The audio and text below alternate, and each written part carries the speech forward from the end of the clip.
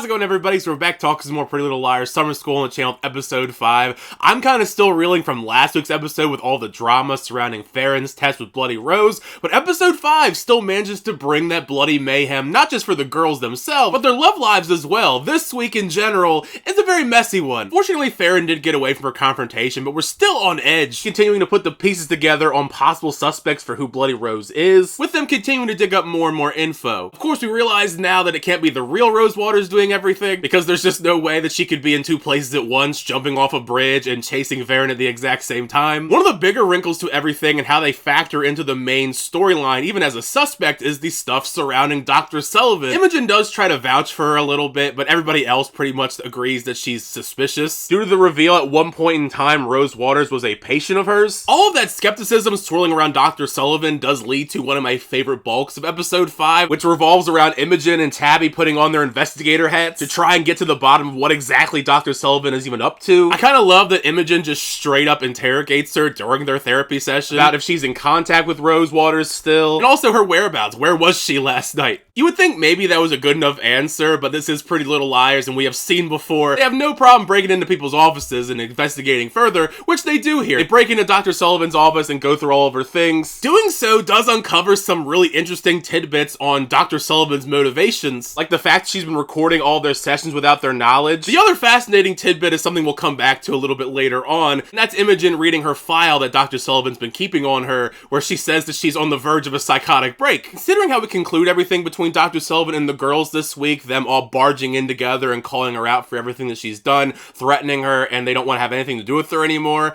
I have to wonder if we're going to continue to see her as the episodes progress in the season, or maybe we'll get to see her one more time because she said that she's writing a book about everything. Listen, I'm not against the messy romance by any means, but this love triangle we got going on between Noah, Sean, and Jen, this is just a hot mess. I mean, it's literally in hell. You've got Noah sleeping with Jen, then waking up the next morning to go run with Sean. It isn't hard to understand why Noah is so overwhelmed with guilt, apologizing for everything besides the fact that she's cheating. If they had just left it at this point, it would be messy, but not over the top messy, but it just gets worse and worse. Because then after this, while she's conflicted, she goes and sleeps with Sean. All of this is in one episode. Like, this type of messiness is insane. Maybe if Jen was a better character, I could vibe with the love triangle a little bit more, but the writing paints these two characters as complete polar opposites. Sean is this sweet, loving, naive, understanding guy who'd do anything for Noah. I mean, he gave her $2,000 to bail out Jen. Sure, there are times where Jen seems like a decent person, and she goes and steals a bunch of different things and is demanding of Noah about making a choice. Real cherry on top of this disaster Sunday is Sean telling Noah that he's moving out of his mom's place and he's gonna move in with Noah and Jen. What are we doing with this love triangle? Out of all the girls' romances, Noah's by far is the most messy. I mean, each of them have their own problems, of course. Arguably, the rest of them are a tad more stable. For example, Imogen and Johnny's storyline continues to progress in a nice way, even if it's thrown off a lot by Imogen's dad coming in and revealing that not only is he engaged, but he wants to have dinner together so they can meet this new woman he's been dating that we have never seen before. Despite that awkwardness, it seemed like everything was going well until Imogen realizes that this new woman, Rebecca, is wearing her mom's ring. Then she just goes ballistic, pulling a knife out on her and demanding the ring back. So going back to what Dr. Sullivan was saying about Imogen being near a psychotic break,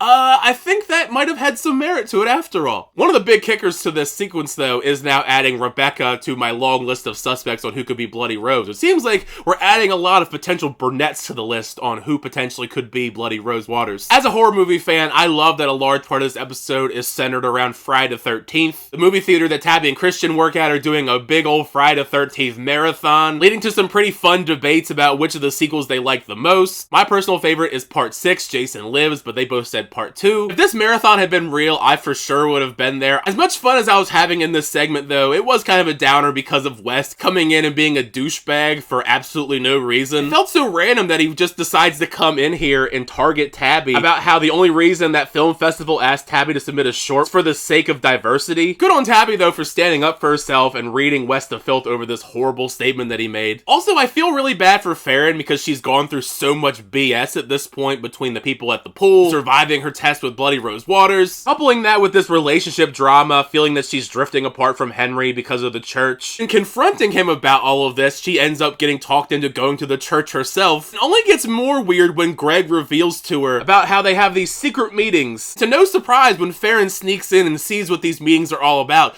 they look pretty weird. Honestly, I think they look very eerily similar to the crazy cult videos that we've seen with Bloody Rose Waters on Spooky Spaghetti. I have to imagine there's some level of correlation between this church and Bloody Rose Waters, all connecting very seamlessly. Nevertheless, I can't blame Farron for running the hell out of there as fast as she can. Going back to those videos a little bit, it has been intriguing over the course of these episodes, seeing more and more of these videos from Spooky Spaghetti involving Archie Waters and Bloody Rose Waters and trying to see how they connect to the overarching story. We see more of that because Mouse realizes that her grandma is on Spooky Spaghetti, and seeing all these people on there talking about a reckoning is coming, and to prove their devotion, they slice their foreheads open, which still feels very much in line with, I have to imagine that the church is involved in some shape or form, which we'll also see in the next episode even more. The climax of episode 5, the test if you will, is another good one. It's not one of my favorites of the season so far though, with Noah finally getting her tests. The major touch that I love so much about Noah's test, with her walking through this field of thorns. The Harry Manfredini's score for Friday the 13th is an all-time classic, so it made their entire chase sequence so much more thrilling. At first I thought it was going to be a pretty boring challenge because she's just walking over a bed of thorns, which definitely hurts, but if you're walking through it, it's not that big of a test. Then Bloody Rose Waters shows up out of nowhere with a dog to sick on her, so she has to run through the field as fast as she can. I have no idea how Bloody Rose Waters got an attack dog to sick on people, but we're just gonna roll with it, I guess. For as thrilling as this chase sequence was, I did think it was kind of anticlimactic that she gets out of the situation because she flags down a car, and of all the people that's gonna be in that one car driving around here, it's Jen to save the day. It very much makes you wonder if it's a coincidence that she was the one that passed by on this road, or maybe she knew it because she's working with Bloody Rose Waters in some way.